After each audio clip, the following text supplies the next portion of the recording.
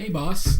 Well, hello, my trusty employee. So, I finished the next episode of our beloved show. Well, this feels weird. Usually I ask you if you finished it, but this time you took the initiative to just tell me. This does feel kind of weird. Should we just roll with it, or do you want to try that again? Nah, we'll just let it slide this time. Alright, so we start off with Hagar. Aerva waking up from kicking the Paladins out of her mind and telling her subordinate that the Paladins know everything now, but that's a good thing. Oh, so how is them knowing where to stop her a good thing? Oh, it's not, but she's just going to act like it is because she needs to seem confident that she knows what she's doing, but really I haven't written a reason for that. Oh, okay, continue. So Aerva stops at some random station that she set up at some point in the past and gets into this cool new mech suit that she built that is able to see into other realities, and so basically she's gonna scroll through realities like TV channels. Wow, cool. I know, right? So Allura is unconscious because of how her spirit or whatever got zapped out of existence last episode. Oh my god, is she dead? No, I just said she's unconscious. While they were in Aerva's brain, she used Allura's connection with the entity to overpower Allura's mind. Oh, why didn't she do that to all of the Paladins? Well, how could she? Because all of the Paladins were connected to the entity, remember? Oh.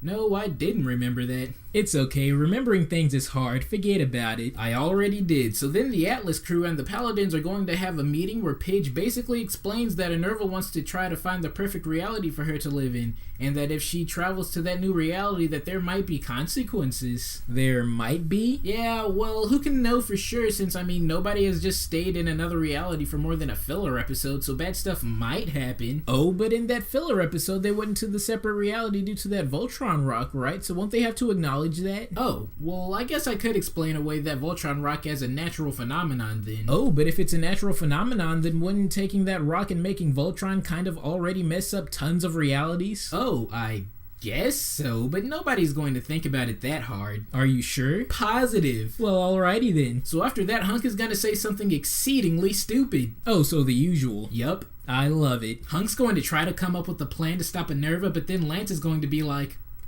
no, there is no plan. We can't do it. We can't win. Oh my god, that's kind of negative and out of character for him, isn't it? Maybe, but someone had to say it, and I flipped a coin. But a coin only has two sides. Who are your options? Lance and literally anyone else. Oh, I love the odds of that. Right, so then everybody is going to ignore Lance and shout out their ideas for small, meaningless things that probably aren't going to help in the long run. Oh. Yeah, so then the meeting will end and I want to have a cute little Clance moment in there. But Lance is with Allura now, so isn't it pointless to continue teasing the fans like this? The fans? Screw those guys, what have they ever done for me? Literally everything, but I see your point. Exactly, so Lance is just going to complain and not add anything constructive. So the usual then. Yup. I love it. And Keith is going to try to comfort him. Aw. And then they kiss. What?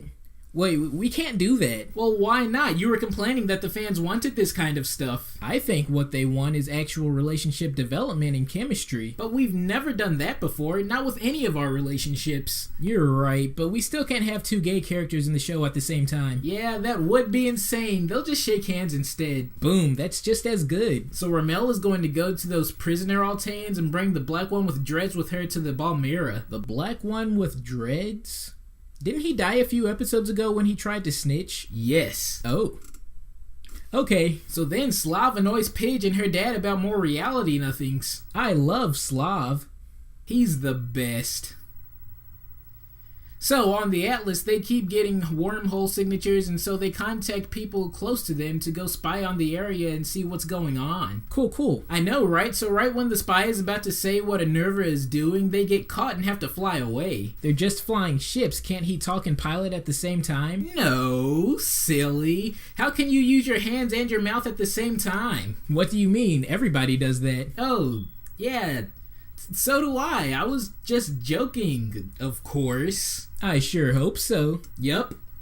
So then all the spies get killed. Tragic. I guess. So we go back to Slav and he convinces Paige that he can predict the future based off absolutely nothing. And so Paige starts doing crazy random stuff that will have no effect on anything too. Wow. So Allura wakes up and they wormhole over to Aerva, but Hunk and Karan will have to show up later because they have to get a crystal from a Balmira. Oh, so why does Allura wake up all of a sudden? No reason. It was just time for that to happen in the plot. Wow, it's like she didn't actually need to go brain dead in the first place. but then the last episode wouldn't have had the super emotionally satisfying ending. Yeah, but you just ruined that by making it not matter in this episode. Wow, look at Negative Nancy over here. Huh? Would you like some eggs with your salt? Please stop being mean to me. Please stop trying to correct me. Well, alright, I guess I don't mind you being wrong all the time then. Perfect. Oh, but why don't they just wait for Hunk and Corinne to get finished, or why don't they go help them really fast so that they can face Aerva at full power? Well, because I kind of maybe forgot that I sent Hunk and Corinne off earlier, and when I remembered, I had already wrote that they wormhole to Aerva and my back key doesn't work. Fair enough. So then Aerva takes control of the Alteans that were taken prisoner on the Atlas and uses them to try to transfer the energy from the Atlas to this big machine. Wow, so there's no hope of success for the Paladins now. Well... Oh. Yeah, so transferring that energy would kill the Altean prisoners, and one of the people piloting one of Aerva's evil mech suits doesn't like the idea of killing Alteans, so she shoots Aerva's machine. Wow, so she doesn't like killing Alteans, but she's alright with killing Allura, an Altean? Right. Okay, just making sure none of the math added up, and it doesn't. Math is hard, so Hunk and Corinne wormhole to the location and decided that instead of just finding a crystal to use, they'll just, they'll bring the whole damn planet. They moved a planet's location? Yeah. Won't that completely ruin that solar system's order of things and possibly cause the destruction of that whole area of space? Oh yeah, they're super screwed. Wow. Yeah, so this turns out to not be such a good idea after all. For a reason other than mass planetary death? Yes, for a reason other than mass planetary death. Oh. So it turns out Aerva can just steal all the energy from a planet and use it to power her big machine, which she does. Wow, science. No sir, just coincidence. Oh. So the now turned pacifist Altean death machine pilot tries to stop Aerva but gets killed immediately and with ease. Rightfully so, her character pulled a 180 completely out of nowhere. Right, so Aerva's machine works and she combines her new robot with Lotor's robot and they become one big new robot. Wow, robot combining, very cool. I know, right? Imagine all the toys. Toys galore, baby. Right, and that's the end of the episode. Any questions? None at all. Everything that happened made complete sense and was a logical and very meticulously thought out arc for every character. Haha, no it wasn't. I just made all of that up while I was standing here. I know, there's nothing in that notebook. Nothing at all.